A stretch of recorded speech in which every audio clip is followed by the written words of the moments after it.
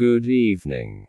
Tonight, we will travel back many centuries, to a world very different from our own. A world without electricity, without running water, without modern medicine, without supermarkets, cars, or computers. A world where most people spent their entire lives within a few miles of where they were born. A world where survival depended on the weather, the harvest, and sometimes simple luck. Tonight, we will explore what life was really like for the ordinary peasant of medieval Europe. Great cathedrals stretching toward the sky. But those famous figures represented only a tiny fraction of society. Most people were peasants. Historians estimate that in many medieval regions, more than 80% of the population worked the land. They cared for animals. They repaired fences. They gathered firewood. They spent their lives producing the food that allowed everyone else to survive. Their work was constant. Their comforts were few. And their future was uncertain. As we begin our journey, imagine yourself standing in a small village sometime around the year 1200. The morning air is cold. A layer of mist hangs over the fields. The smell of damp earth fills the air. A rooster calls in the distance. The day is about to begin. And there is much work to do. Because in the medieval world, rest was a luxury. And survival was a full-time occupation. The first thing you might notice is the darkness. Without electric lights, medieval nights. When the sun disappeared below the horizon, the world became a place of shadows. The stars were often brighter than anything else in the sky. Inside a peasant home, the only light might come from a small fire or a simple candle. Candles were expensive. Many families could not afford to burn them freely. As a result, people often went to sleep shortly after sunset. During winter, this could mean spending many hours in darkness. Now imagine waking up before dawn. The room is cold. Very cold. Your home offers little protection against winter weather. The walls may be made from wood, mud, wattle, or rough stone. Small gaps allow cold air to enter. The floor beneath your feet is packed earth. There are no carpets, no central heating, no warm electric blanket, only the fading warmth of last night's fire. You rise from a simple bed. If you are fortunate, you may have a straw mattress. Many peasants slept on sacks filled with straw or dried grass. These mattresses were uncomfortable and often attracted insects. Fleas were common visitors. Bedbugs were common visitors. For many medieval families, sharing sleeping space was normal. Parents, children, and sometimes animals occupied the same structure. Privacy was almost unknown. Even wealthy households enjoyed far less privacy than many modern people take for granted. As daylight begins to appear, the village slowly comes to life. Smoke rises from chimneys. Dogs bark. Chickens wander through muddy pathways. The smell of wood smoke spreads through the morning air. This smell is everywhere. It clings to clothing. It settles into hair. It fills homes day after day. The village itself is small. Perhaps only a few dozen families live here. Simple houses stand. Many structures are built using local materials. Wood from nearby forests. Clay from nearby soil. Stone from nearby quarries. The roads are not paved. After rain, they become muddy rivers of brown earth. Travel can be difficult. A simple journey becomes exhausting when wheels sink into mud. Now imagine stepping outside. The morning dew covers the grass. Your shoes, if you own them, are simple and practical. Many peasants possessed very few items. Clothing was valuable. A single garment might be repaired repeatedly over many years. Nothing was wasted. Every possession mattered. Because replacing anything required time, labor, and money. Resources were limited. And life offered little room for mistakes. The village bell begins to ring. Perhaps it is calling people to church. Perhaps it signals the start of work. Either way, the day is beginning. And the fields are waiting. For medieval peasants, the fields controlled nearly every aspect of life. The planting season, the harvest season, the weather, the success or failure of crops. Everything revolved around agriculture. A poor harvest could bring hunger. Several poor harvests could bring famine. The stakes were incredibly high. Today, if crops fail in one region, food. In the medieval world, this was much more difficult. Transportation was slow. Storage was limited. Food shortages could quickly become disasters. As a result, every growing season carried enormous importance. The future of the family depended upon it. The future of the village depended upon it. Answer: before the sun has fully risen, people are already preparing for another day of labor. Children help with chores. Women prepare simple meals. Men gather tools. Everyone contributes. Because survival requires cooperation, there is little choice. The fields do not wait. The animals do not wait. The seasons do not wait. And neither can the peasant. As the first sunlight spreads across the countryside, another long day begins. A day much like yesterday. And much like tomorrow. A day filled with work, uncertainty, and endurance. A day that reminds us why life as a medieval peasant could be so difficult. Achievement. In the next chapter, we will follow the peasants into the fields and discover just how demanding the daily labor could be. As the morning sun rises above the horizon, the real work of the day begins. For a medieval peasant, farming was not simply a job. It was life itself. Everything depended upon the land. The bread on the table. The rent owed to the Lord. The survival of the family. The future of the village. All of it depended upon the harvest. And the harvest depended upon endless labor.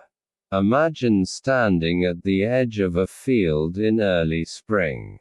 The soil is. Mist still hangs over the countryside. Birds move through the hedgerows. The air smells of fresh earth and wet grass.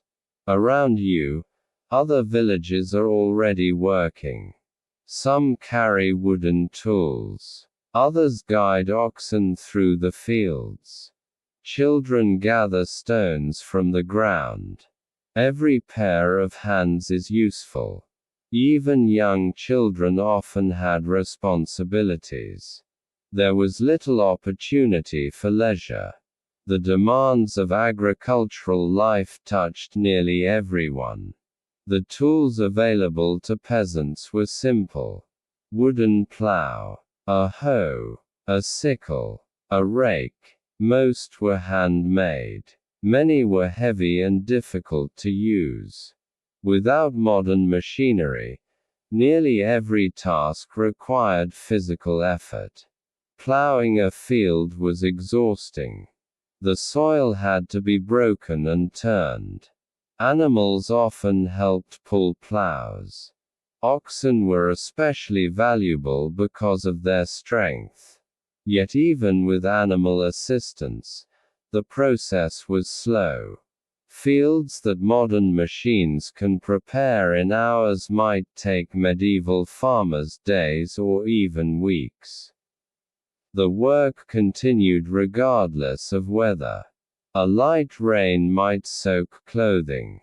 Cold winds might numb fingers. Hot summer days could bring exhaustion. But the crops could not wait. Agriculture followed nature's schedule. Missing the right planting window could reduce the harvest. And a reduced harvest might mean hunger later in the year. As the sun climbs higher, the labor becomes harder. Sweat forms beneath rough wool clothing. Hands become dirty. Muscles ache. Backs bend for hours at a time. There are no comfortable tractors. No air-conditioned vehicles. No powered equipment. Only human strength. Hour after hour. Day after day. Year after year. The rhythm rarely changes. Planting season is especially demanding. Seeds must be carefully scattered. Each handful represents hope for the future. Too few seeds may produce a poor harvest. Too many may crowd the plants. Experience matters. Generations of knowledge are passed from parents to children. Many peasants never learn to read. Instead, practical knowledge becomes their education. They learn from observation, from memory, from tradition, from mistakes. The weather is always a source of concern. A sudden frost can damage crops. Heavy rain can flood fields. Drought can dry the soil. Storms can destroy months of work in a single afternoon. Imagine living in a world where your family's food supply depends largely on forces beyond your control. Every dark cloud becomes important. Every unusual season raises questions. Will the harvest be good? Will there be enough grain? Will the animals survive winter? These concerns remain constant companions. By midday, workers pause briefly for a meal. The meal is usually simple. Perhaps coarse bread made from rye or barley. Perhaps a little cheese. Maybe onions or cabbage. Sometimes a weak ale. Fresh water is not always easy to obtain safely. The meal provides energy but little luxury. No elaborate feast awaits. No large selection of foods. Most peasants eat what is available. What grows locally. What can be stored. What can be afforded. After a short rest, work resumes. The afternoon stretches ahead. Fields need attention. Animals require care. Repairs must be completed. Fences need maintenance. Tools need fixing. There is always something to do. One task simply leads to another. As harvest season approaches, the pressure increases. Harvest time is perhaps the most important period of the year. The grain must be gathered before bad weather arrives. Entire communities work together. Men, women, and children participate. Long hours become even longer. People rise early. They return home late. Every day matters. The golden fields that appear beautiful from a distance represent months of labor. They also represent survival. A successful harvest can bring relief. A poor harvest can bring fear. The difference between abundance and scarcity may depend on events completely outside human control. As evening approaches, the sunlight begins to soften. Shadows grow longer. The air cools. Birdsong changes. The village slowly prepares for night. But work is not always finished. Animals must be fed. Tools must be stored. Firewood may need collecting. Water may need carrying. Even after leaving the fields, responsibilities continue. By the time darkness finally arrives, exhaustion is common. Hands are sore. Feet ache. Clothing smells of earth and sweat. The body feels heavy. Yet tomorrow will bring another similar day. And the day after that. And the day after. Because farming is not occasional work. It is constant work. The seasons change. The weather changes. The crops change. But the labor never truly disappears. For the medieval peasant, survival demanded persistence. The land required attention every month of the year. And failure carried serious consequences. This relentless cycle of labor is one reason why life could be so difficult. Yet the hardships of field work were only part of the story. Because even after all that effort, the food available to peasants was often limited, repetitive, and sometimes dangerously scarce.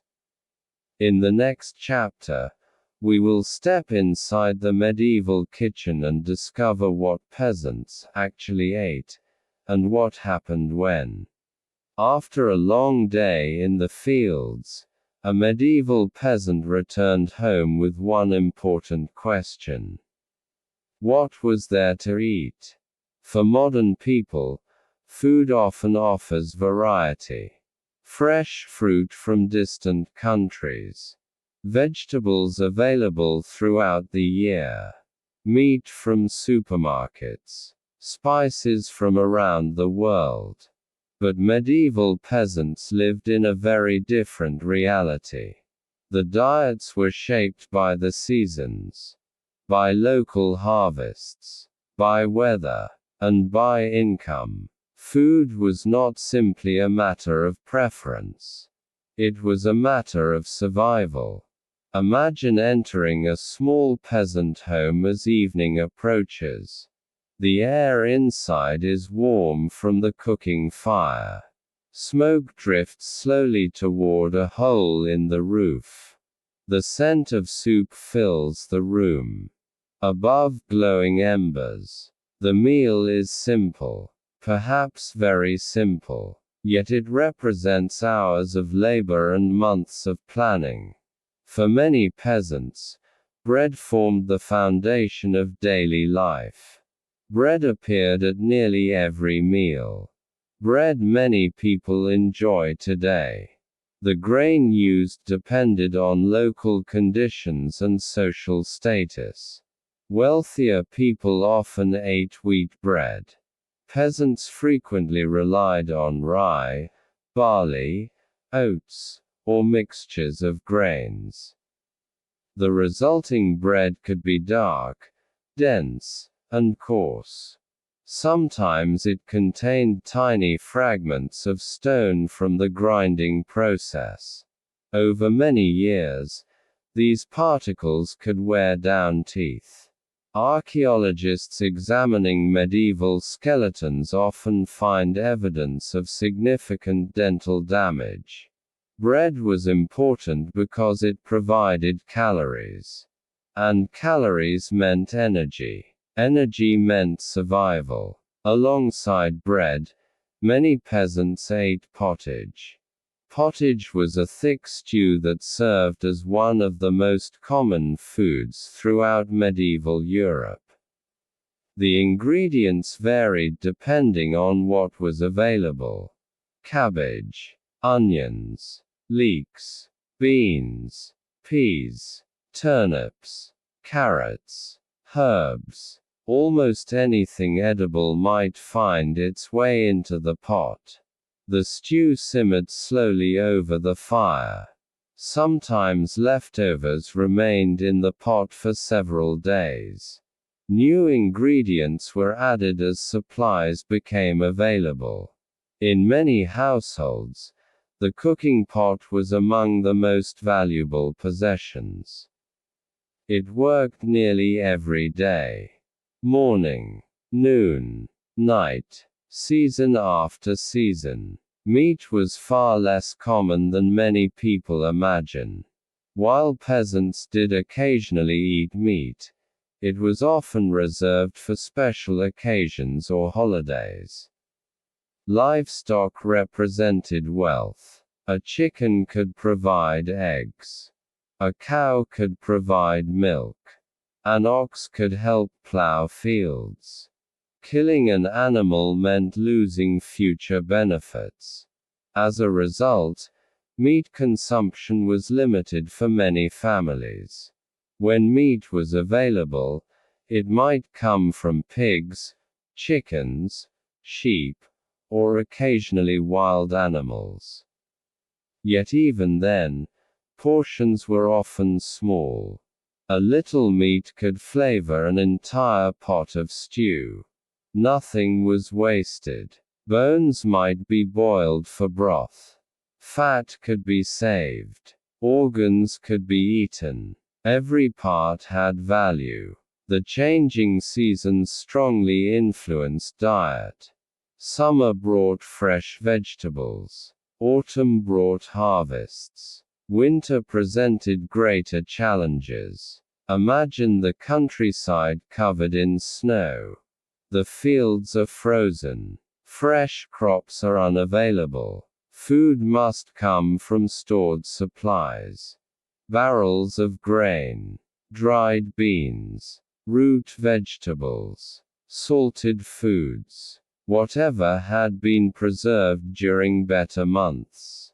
If the harvest had been good, winter might be manageable.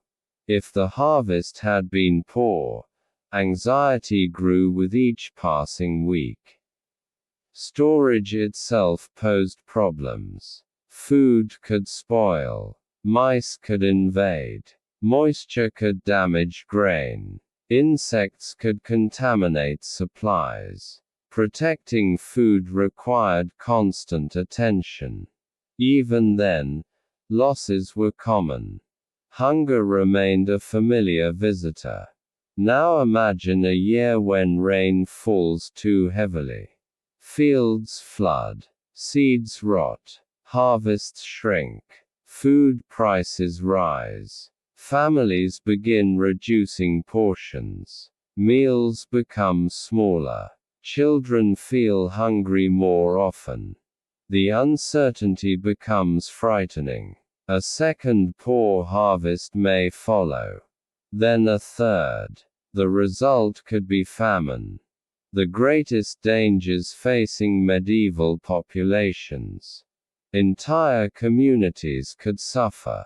People weakened from hunger became more vulnerable to disease. Social order sometimes broke down.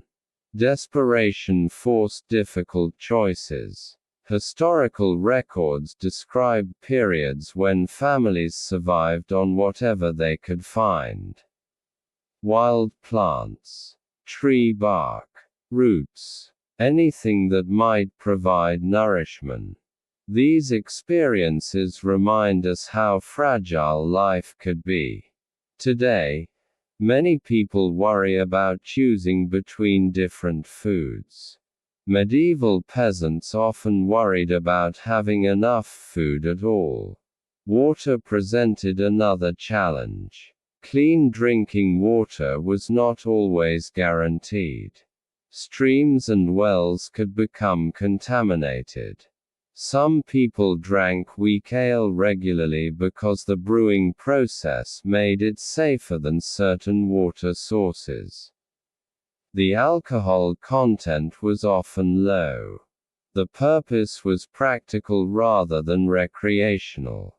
Children might drink it as well. The flavors of medieval food differed greatly from modern expectations. Imported spices were. Sugar was rare. Meals focused more on nourishment than luxury. Yet food remained deeply important. Religious festivals often included special dishes. Harvest celebrations brought communities together. Feasts marked important events. Even in difficult circumstances, people found reasons to gather and share meals. As darkness settles outside, the family finishes eating. Bowls are emptied. The fire crackles softly. Tomorrow's work already waits for another demanding day. But there is another challenge we have not yet explored. Even if food was available, even if the harvest succeeded, medieval peasants faced an invisible enemy. Disease. An enemy that appeared without warning. An enemy that doctors barely understood. An enemy capable of transforming an ordinary village into a place of fear and mourning. In the next chapter, we will discover what happened when illness arrived in the medieval world. As night settles over the village, the sounds of daily work begin to fade. The fields grow quiet. The animals settle into their shelters. Smoke drifts slowly from rooftops into the cool evening air. For a brief moment, life seems peaceful. But hidden within this peaceful scene is a constant threat. A threat that every medieval peasant understood. Disease. In the modern world, a simple infection can often be treated with medicine. Examined with technology. A fever can be investigated and managed. But medieval peasants lived in a world where illness was mysterious, frightening, and often deadly.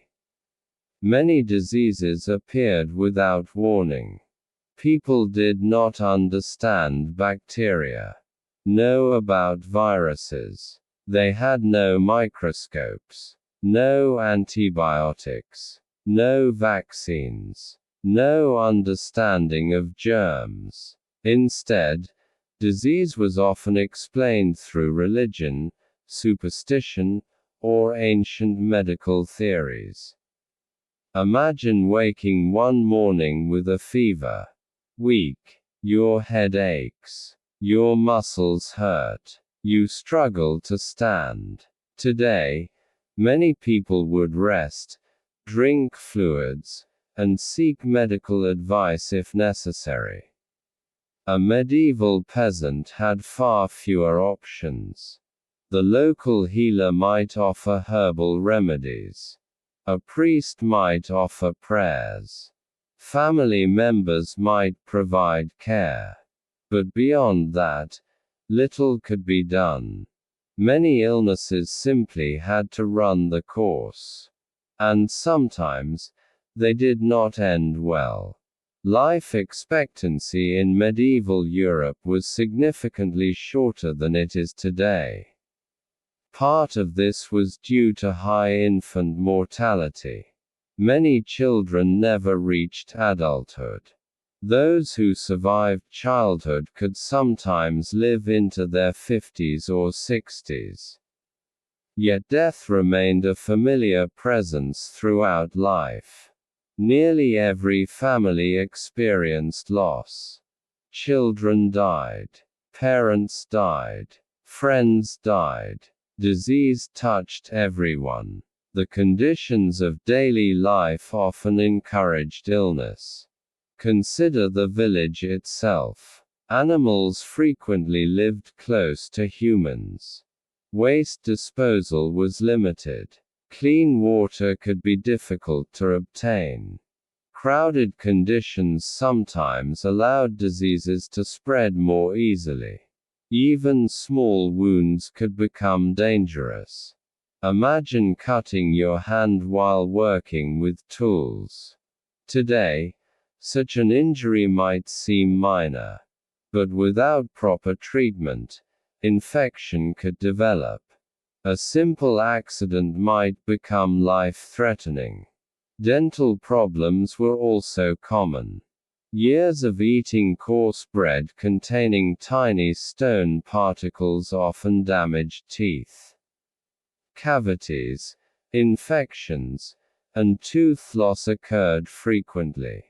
And there were no modern dentists. Tooth extraction was often the only solution.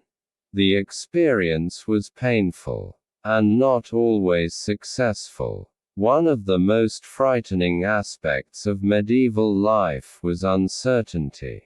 A person might appear healthy one day and seriously ill the next. Without scientific understanding, predicting outcomes was difficult. Families could only watch and hope. Medieval medicine was based on ideas inherited from ancient scholars. One common theory involved the balance of four bodily humors: blood, phlegm, yellow bile, black bile. Doctors believed illness resulted from imbalances among these substances. Treatments aimed to restore balance. One famous example was bloodletting. Doctors sometimes removed blood from patients in hopes of improving health.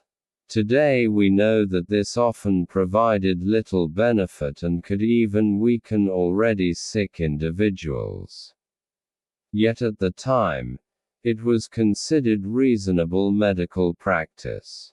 Herbal remedies were also common. Many plants possessed genuine medicinal properties.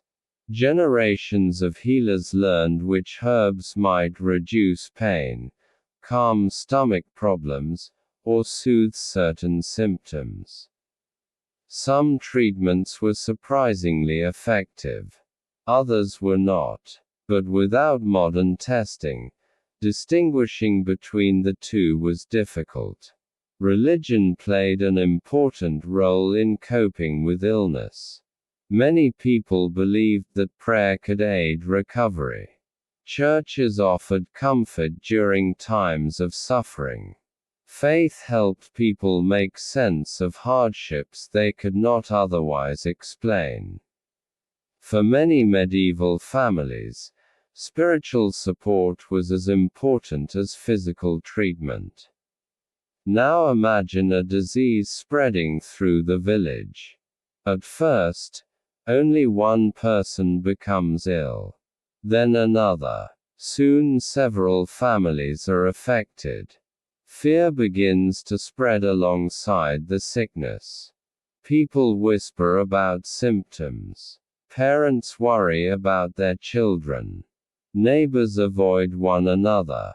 The normal rhythm of village life changes. Work slows. Gatherings become quieter. Anxiety fills the air. Few events illustrate this fear more clearly than the arrival of plague. The most famous example is the Black Death of the 14th century. Though it occurred later than some periods we have discussed, it reveals the terrifying power of disease in the medieval world. The plague spread rapidly across Europe. Villages lost large portions of their populations. Cities suffered enormous casualties. Entire communities were transformed. People watched friends and family members disappear within days. The scale of the tragedy was difficult to comprehend. For ordinary peasants, the experience must have felt overwhelming. No one fully understood what was happening. No one knew how to stop it. The invisible enemy moved from place to place with terrifying speed. Yet even outside major epidemics, illness remained a constant challenge. Pneumonia, tuberculosis, dysentery, influenza, countless infections, all posed serious risks. A cold winter could weaken the body. Poor nutrition could reduce resistance. Minor health problems could become major ones. And despite all these dangers, life continued. Fields still required attention. Animals still needed care. Children still needed food. Even during sickness, responsibilities rarely disappeared. The medieval peasant learned to endure, to adapt, to continue moving forward despite uncertainty. But disease was not the only danger. The natural world itself could be harsh and unforgiving. Cold winters, violent storms, floods, droughts, crop failures. The forces of nature shaped every aspect of peasant life. And in the next chapter, we will discover how the changing seasons could determine whether a family thrived, struggled, or faced starvation. For a medieval peasant, nature was both friend and enemy. The fields provided food. The forests provided wood. The rivers provided water. The sun helped crops grow. Without nature, survival would have been impossible. Yet the same forces that sustained life could also destroy it. A single storm could ruin months of work. A harsh winter could bring suffering. A drought could leave fields barren. And a famine could threaten entire communities. Unlike modern societies, medieval villages had few protections against natural disasters. There were no weather forecasts, no emergency aid programs, no refrigerated food warehouses, no trucks bringing supplies from distant regions. Most people depended heavily on what their local land could produce. If nature was generous, life became easier. If nature was cruel, life became difficult. Imagine standing in a field during late autumn. The harvest has ended. Gathered. The animals have been brought closer to shelter. The days are becoming shorter. Each morning feels colder than the last. Villagers know what is coming. Winter. For modern people, winter often means warm homes and reliable heating. For medieval peasants, winter could be a season of hardship. The cold entered every part of life. Many homes were poorly insulated. Wind found its way through cracks in walls. Snow sometimes gathered against doorways. Frost appeared inside homes as well as keeping warm required constant effort. Firewood became one of the most valuable resources in the village. Families spent much of the year collecting and storing it. Without enough wood, surviving winter became far more difficult. Imagine waking before sunrise on a winter morning. The room is dark. Your breath forms small clouds in the cold air. The fire from the previous evening has nearly died. The warmth is gone. The floor feels icy beneath your feet. Outside, the countryside lies silent beneath. Animals must still be fed. Water must still be collected. Work continues despite the cold. Nature does not pause simply because conditions are uncomfortable. The challenge becomes greater when food supplies begin to shrink. Every family carefully monitors its stores. Barrels of grain, bundles of dried vegetables, salted meat, cheese, anything preserved during the warmer months. These supplies must last until spring. Each meal becomes part of a calculation. Will there be enough? Can the family make it through another month? Another week? Another day? As winter progresses, these questions become increasingly important. As the hungry season, food reserves gradually declined. Fresh food remained scarce. The next harvest was still months away. For many families, this period was the hardest time of the year. Now imagine that the previous harvest was poor. Perhaps heavy rains damaged crops. Perhaps drought reduced yields. Perhaps insects destroyed fields. The stored food supply is already smaller than expected. Every meal becomes a reminder of uncertainty. Parents may reduce their own portions to feed children. Stretch ingredients further. Simple soups become thinner. Bread becomes smaller. The fear of running out grows stronger. And sometimes, those fears become reality. Famine was among the most devastating events in medieval life. It did not arrive suddenly like a storm. Instead, it developed gradually. A poor harvest. Then another. Food prices rise. Supplies disappear. People grow weaker. Disease spreads more easily among the malnourished. Communities struggle to cope. Historical records describe terrible famines that affected entire regions. One of the most severe was the Great Famine of 1315 to 1317. Heavy rains damaged crops across large areas of Europe.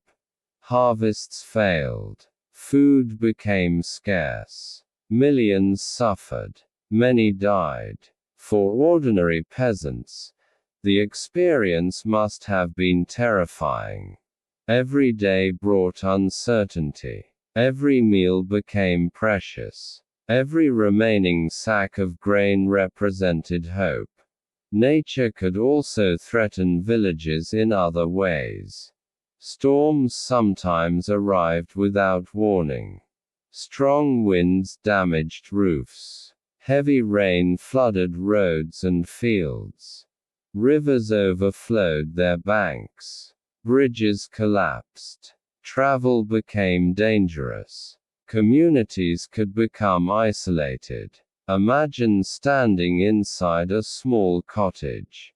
Rain pounds against the roof. Wind whistles through cracks in the walls.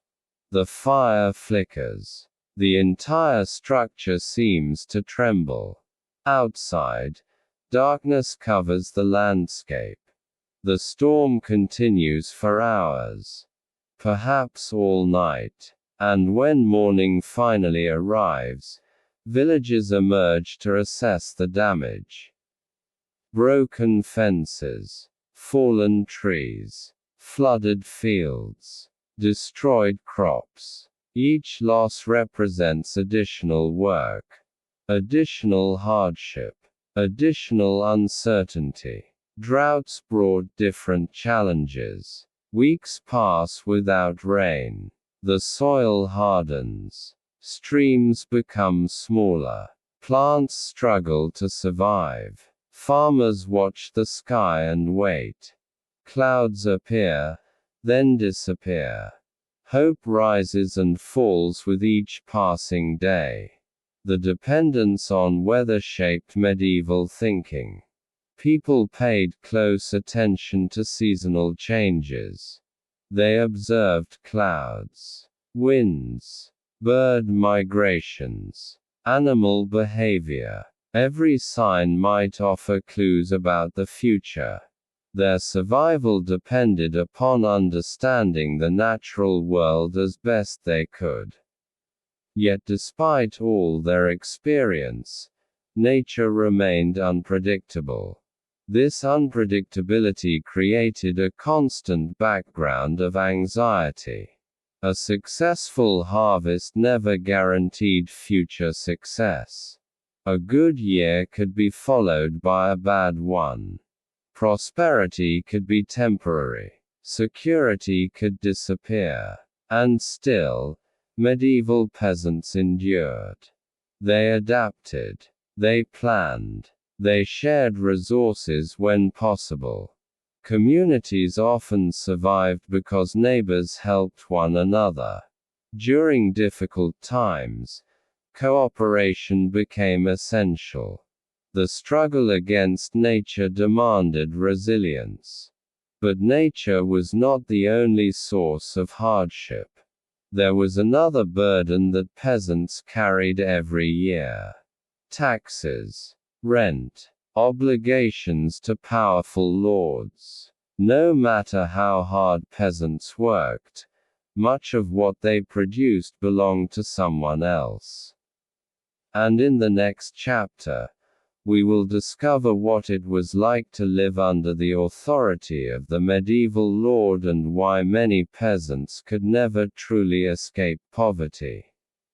As difficult as farming could be, medieval peasants faced another challenge that shaped nearly every part of their lives.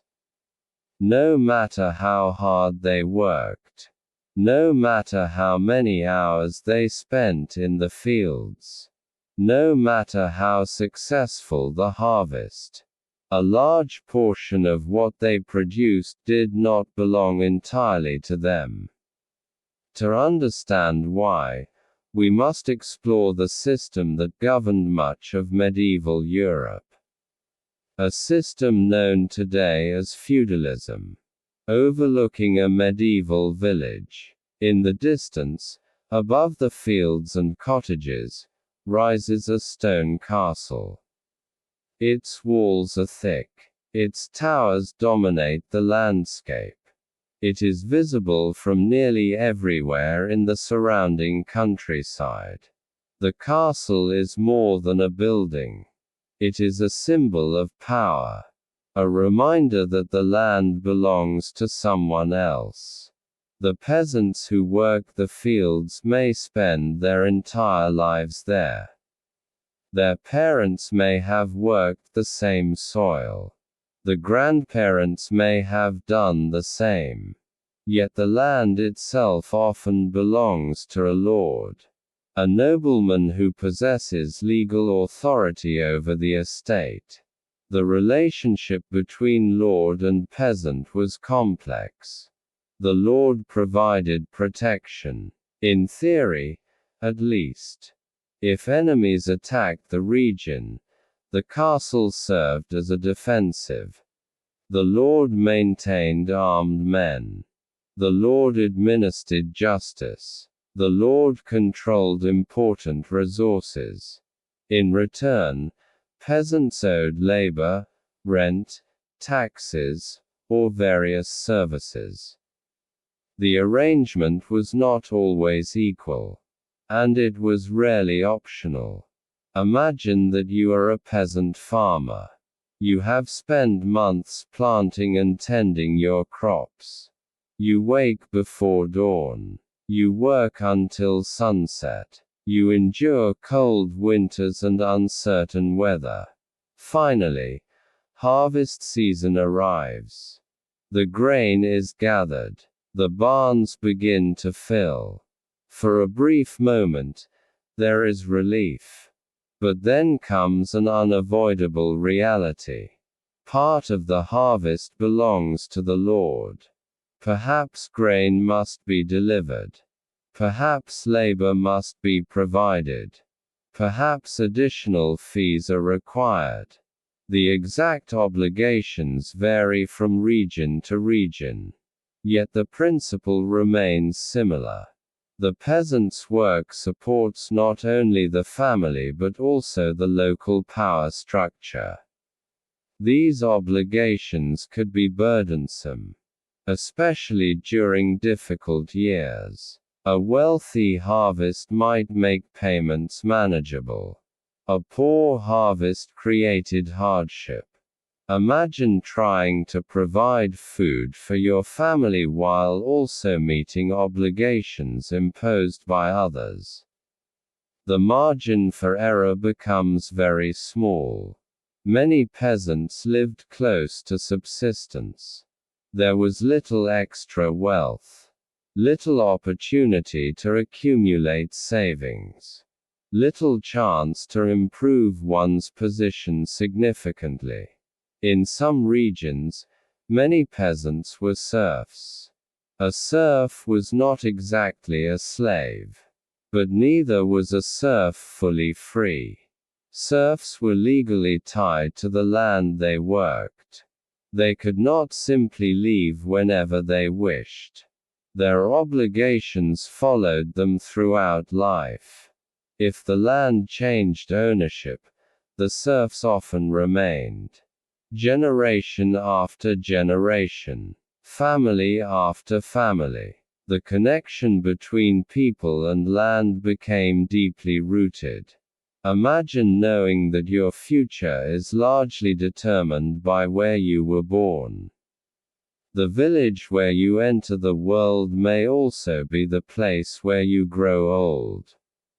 Travel opportunities are limited. Social mobility is rare. Most people remain within the same social class throughout their lives. This was the reality for many medieval peasants.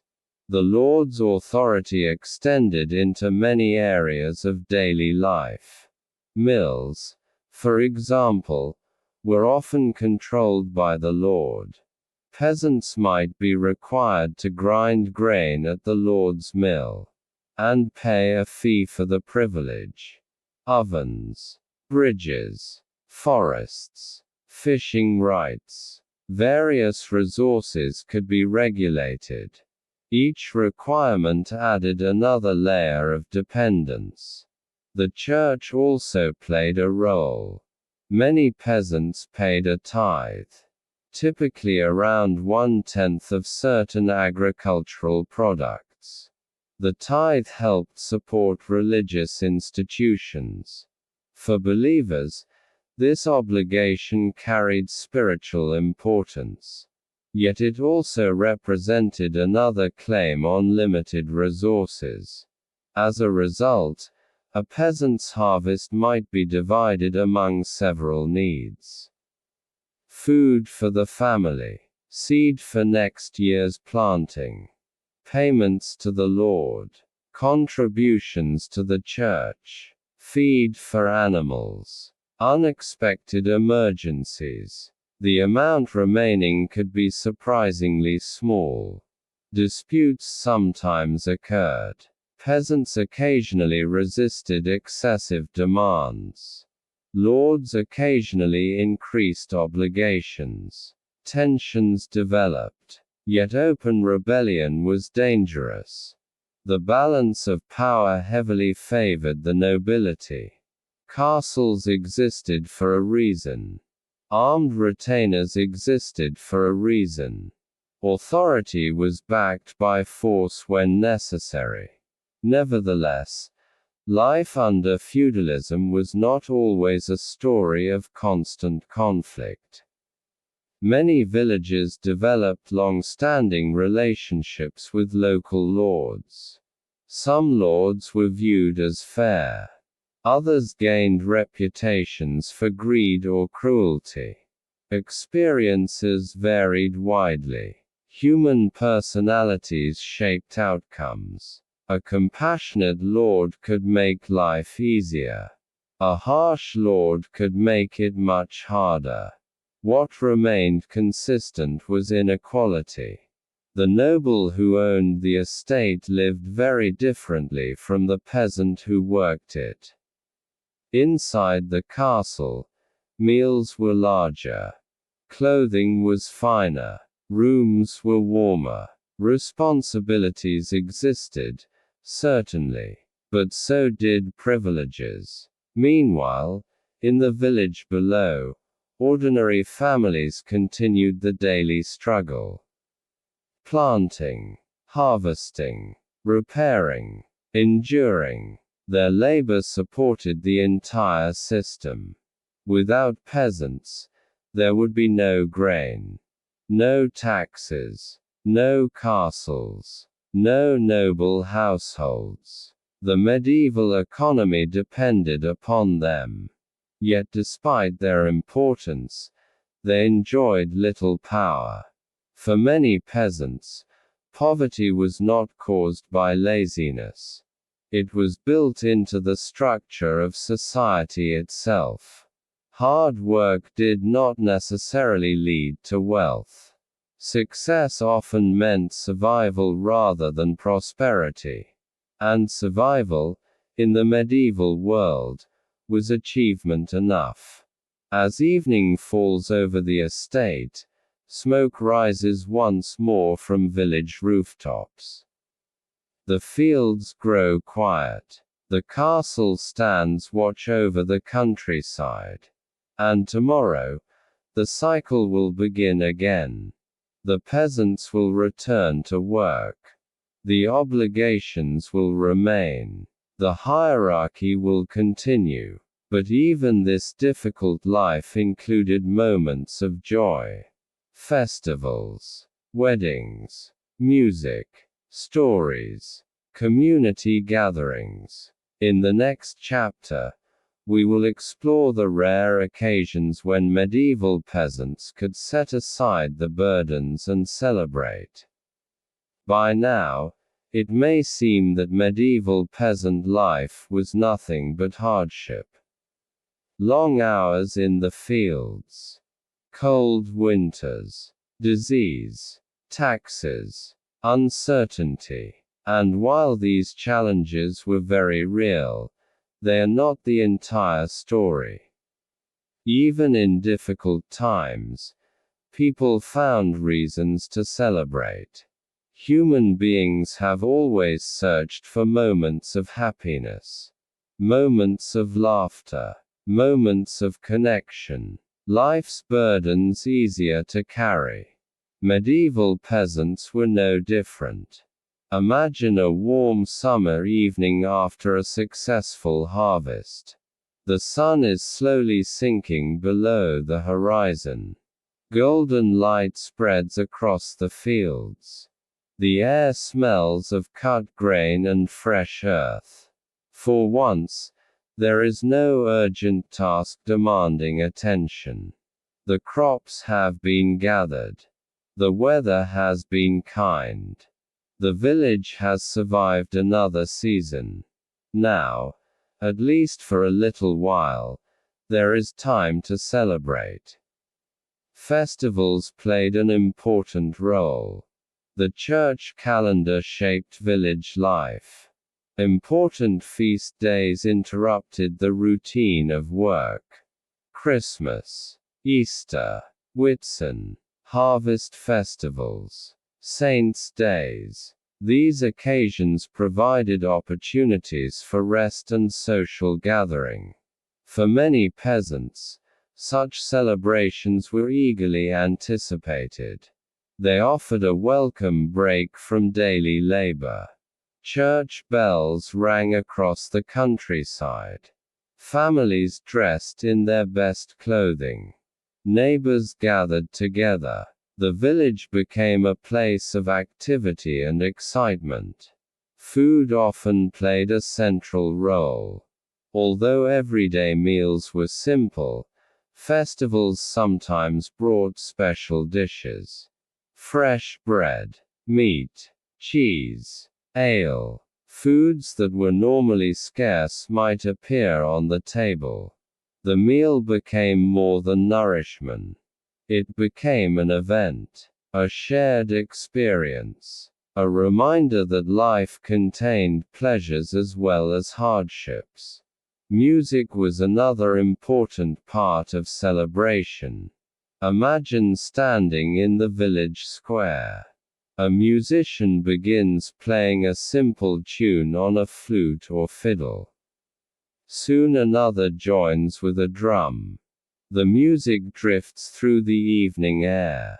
Children laugh. Adults smile. People gather together. For a few precious hours, worries about crops and taxes fade into the background. Dancing often followed. Medieval dances were communal activities. People formed circles, held hands, moved together in patterns that had been passed down through generations. The dances were simple but joyful. No elaborate stage was required. No expensive equipment. Only music and willing participants. Storytelling was equally important. Long before television, radio, or the internet, stories served as entertainment. Around fires and in village gatherings, people shared tales. Stories of heroes. Stories of saints. Stories of local legends. Stories of strange creatures said to inhabit nearby forests. Some stories taught lessons. Others simply entertained. Many were passed from one generation to the next. In a world where few people could read, storytelling preserved history, culture, and imagination. Children listened closely. Adults repeated familiar tales. The stories became part of community identity. Weddings were among the most significant celebrations of all. Imagine a village preparing for a wedding. Family members gather. Neighbors offer assistance. Food is prepared. Clothing is cleaned and repaired. The entire community becomes involved. Marriage was not merely a personal event. It was a social event affecting many people. The ceremony itself often took place at the local church. Afterward came celebration, music, food, conversation. Sometimes dancing continued late into the evening. For families accustomed to hard work and limited resources, weddings provided rare opportunities for festivity. Births also brought moments of joy. The arrival of a healthy child offered hope for the future. Families celebrated new life. Neighbors shared congratulations. In a world where mortality rates were high, each healthy birth felt especially meaningful. Seasonal fairs added excitement to village life. Merchants traveled from place to place. Temporary markets appeared. The sights and colorful fabrics unusual goods, performers, travelers from distant regions. For many peasants, fairs offered a glimpse of a larger world beyond their village. The experience could be both educational and entertaining. Imagine hearing unfamiliar accents, seeing goods never before encountered, listening to stories from travelers who had visited distant cities.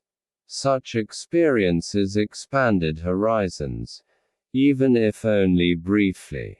Games and competitions also provided amusement.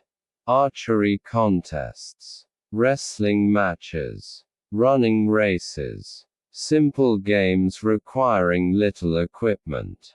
Competition brought excitement and community spirit. Victories were celebrated. Defeats were laughed about. Friendships were strengthened. Even ordinary evenings could contain moments of comfort. A family gathered around a fire. A simple meal shared together. A story told before sleep. The warmth of companionship. These experiences mattered deeply. Happiness did not require wealth. It often emerged from relationships, from shared experiences, from belonging to a community. Yet even these joyful moments carried reminders of medieval realities. Celebrations eventually ended. The next morning arrived. Fields still required attention. Animals still needed care. The responsibilities of daily life returned. But perhaps that is what made celebrations so valuable. Their rarity made them precious. A single day of festivity could provide memories lasting months. A wedding could become a story told for years. A successful harvest festival could lift spirits during a difficult winter. The ability to find joy amid hardship reveals something important about medieval peasants. They were not simply victims of history. They were people. People who laughed, who loved, who hoped, who dreamed. People who created meaning even in difficult circumstances. As night deepens and the celebration slowly comes to an end, villagers begin returning home. The music fades. The fires burn lower. The stars appear overhead. Tomorrow, work will begin again. But tonight, there is satisfaction. Tonight, there is community. Tonight, there is peace. Yet not everyone remained in the village forever. Some peasants dreamed of something more. Some sought opportunity beyond the fields. Next chapter, we will explore whether it was possible to escape peasant life, and what happened to those who tried. As the village sleeps beneath a blanket of stars, a question begins to form.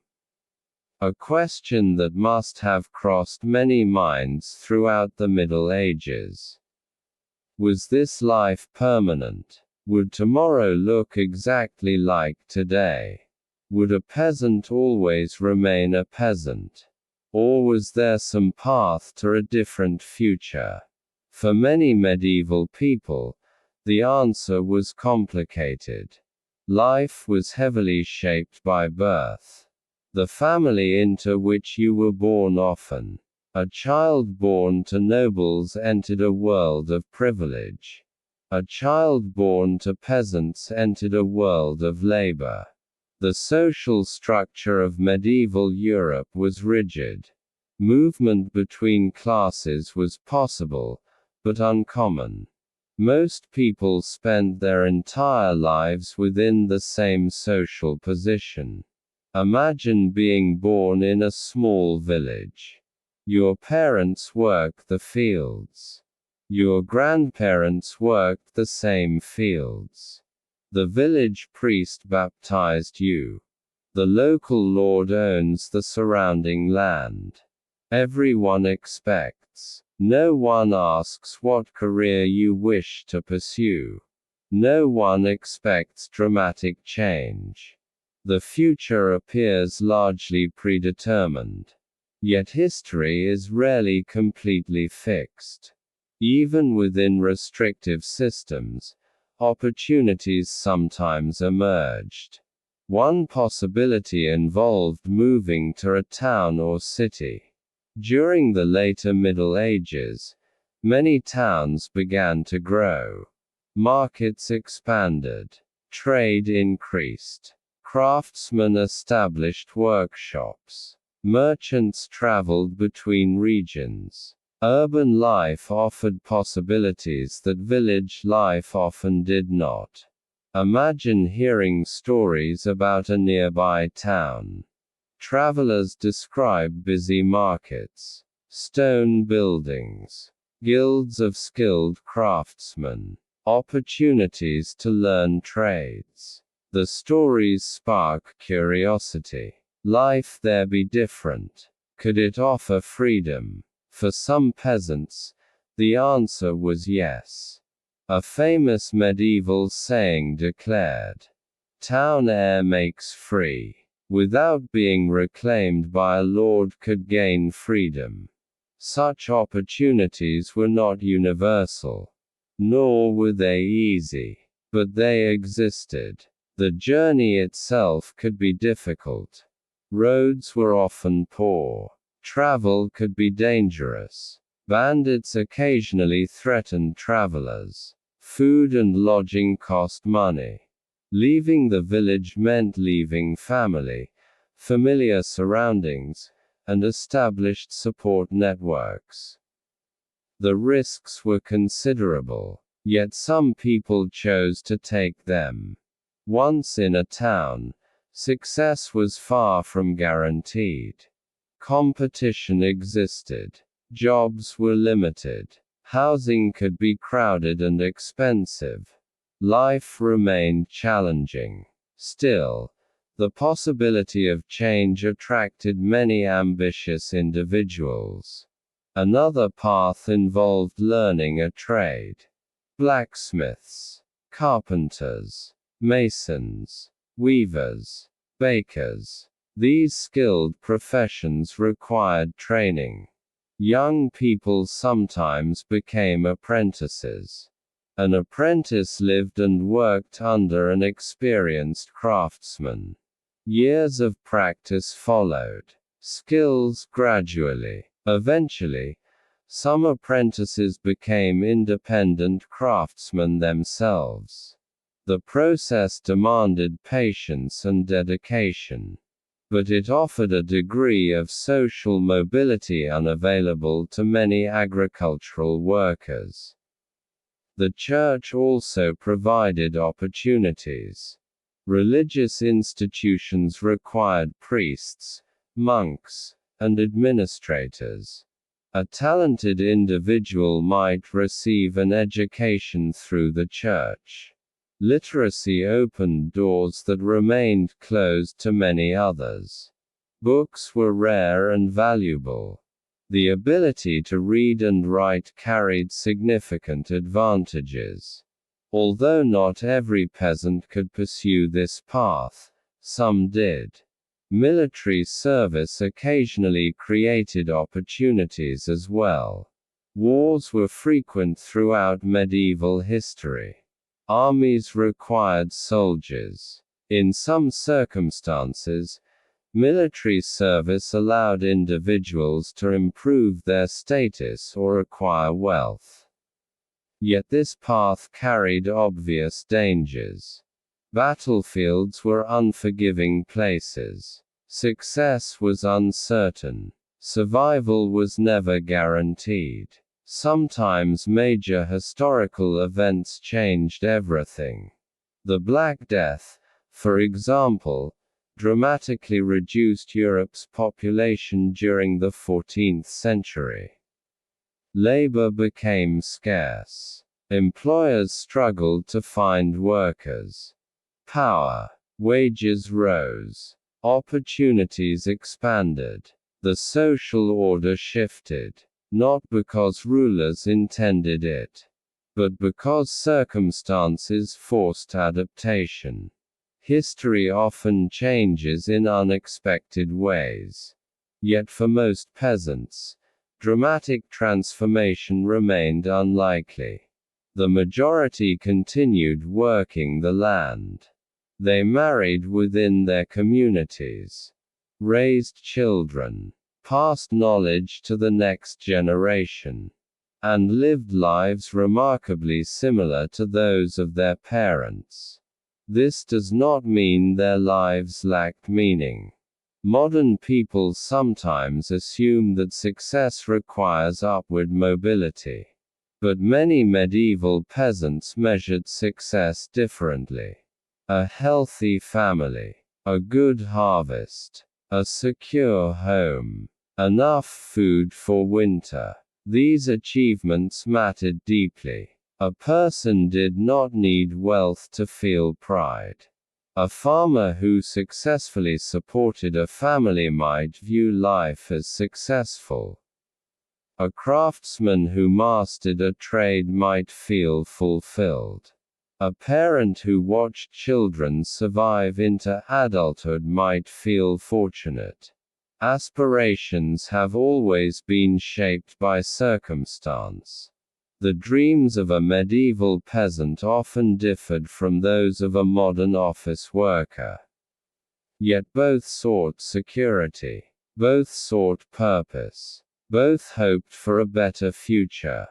As dawn approaches and the village slowly awakens, countless lives begin another day. Some will remain exactly where they are. Some will leave in search of opportunity. A few will achieve remarkable change. Most will not. But every one of them contributes to the larger story of medieval society.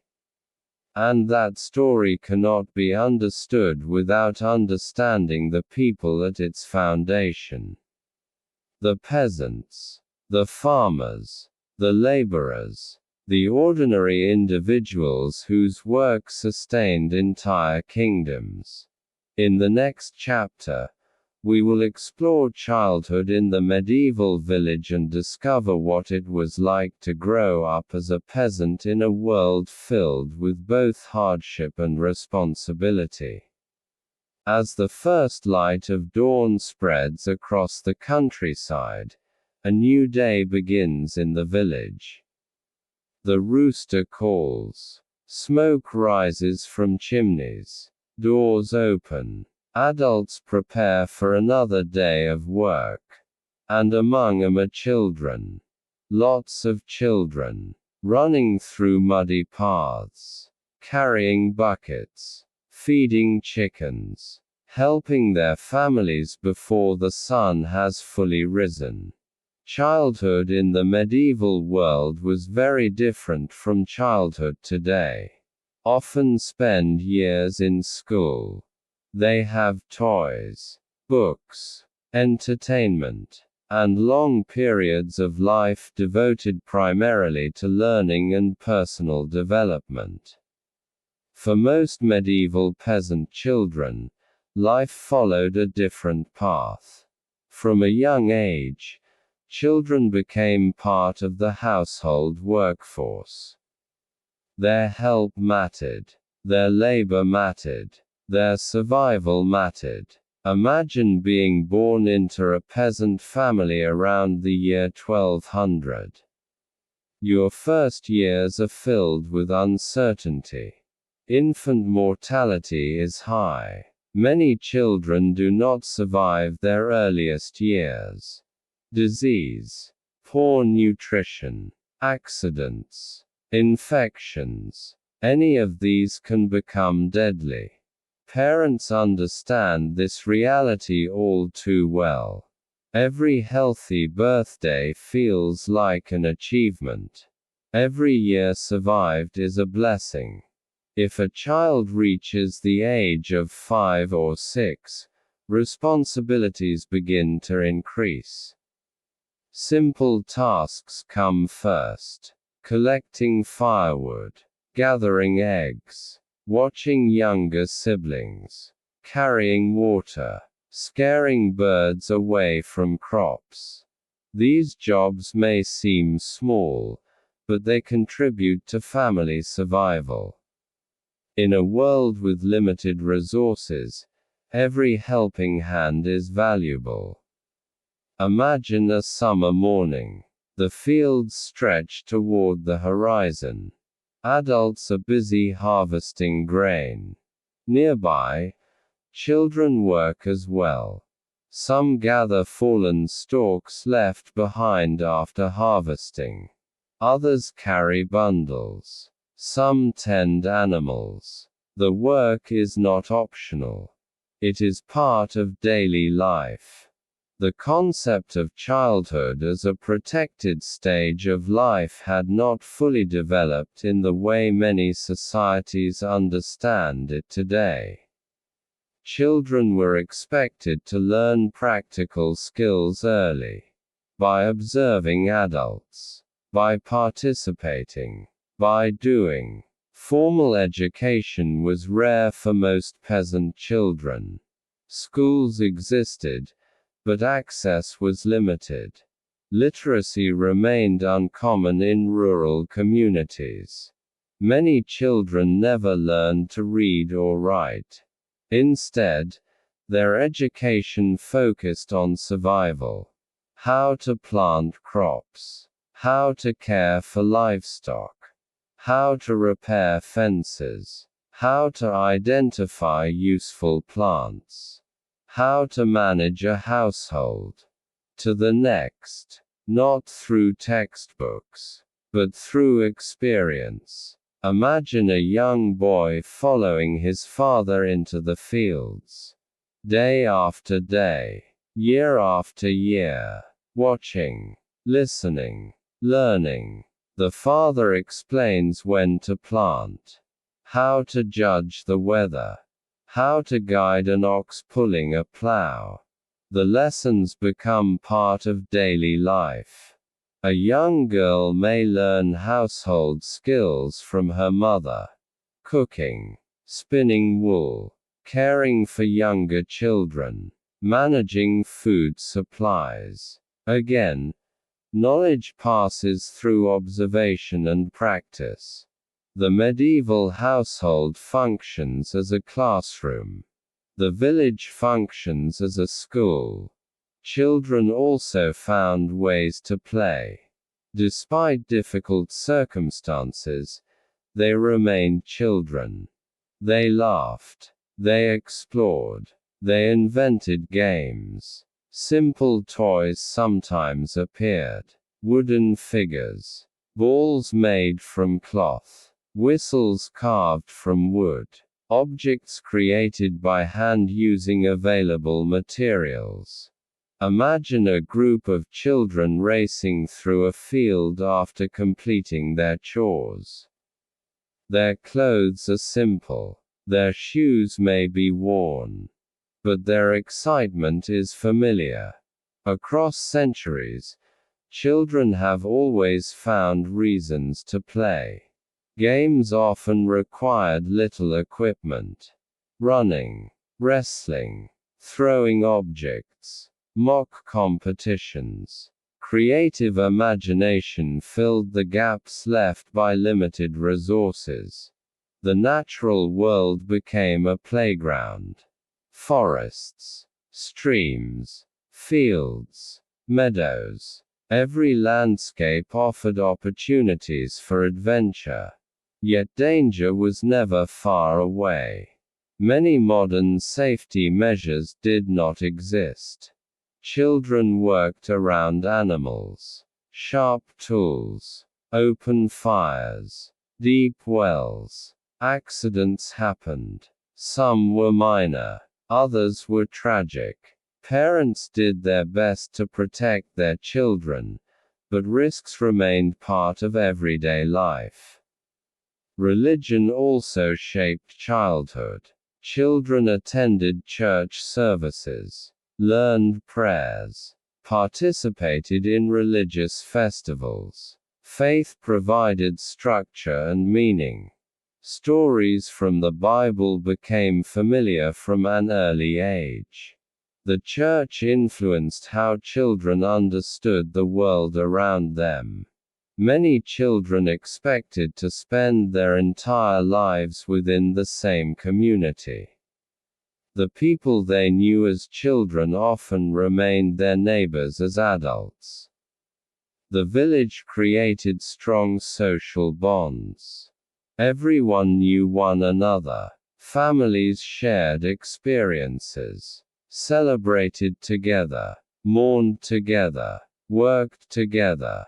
This sense of community provided stability, even during difficult times. As children grew older, expectations increased. By the age of 12 or 13, many were already performing substantial work. By their mid-teens, they might be considered young adults in many respects. Responsibilities expanded quickly. Marriage could occur at a younger age than is common today. A new generation gradually assumed the duties of adulthood. The transition was often practical rather than ceremonial. One day a child, the next, an essential contributor to family survival. Looking back from the modern world, medieval childhood may seem harsh. And in many ways, it was. Few modern children encounter. They carried responsibilities early. They experienced uncertainty regularly. Yet they also experienced friendship, family, curiosity, adventure, and moments of happiness. They lived within communities that provided support, identity, and belonging. Like children everywhere, they learned about the world one day at a time. And eventually, those children became the adults who planted crops, raised families, paid taxes, and carried medieval society forward. Their childhood prepared them for the demanding lives that awaited them. But as we approach the end of our journey, one final question remains. After all the hardships we have explored, the labor, the disease, the cold, the hunger, the taxes, the uncertainty, was medieval peasant life truly as miserable as it seems? In our final chapter, we will reflect on the realities of peasant life and consider what it meant to survive, and sometimes even thrive, in the Middle Ages.